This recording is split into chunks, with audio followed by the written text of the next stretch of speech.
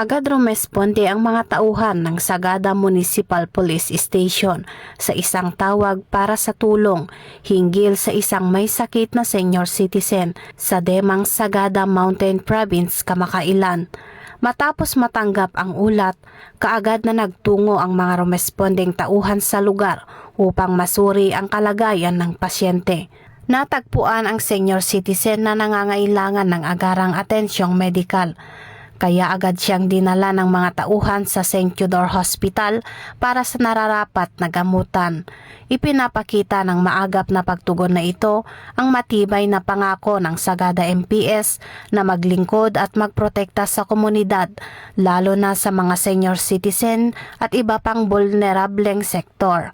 Patuloy na isinasabuhay ng Sagada MPS ang malasakit at dedikasyon hindi lamang bilang tagapagpatupad ng batas kundi bilang mga lingkod na tunay na nagmamalasakit sa kapakanan ng mamamayan.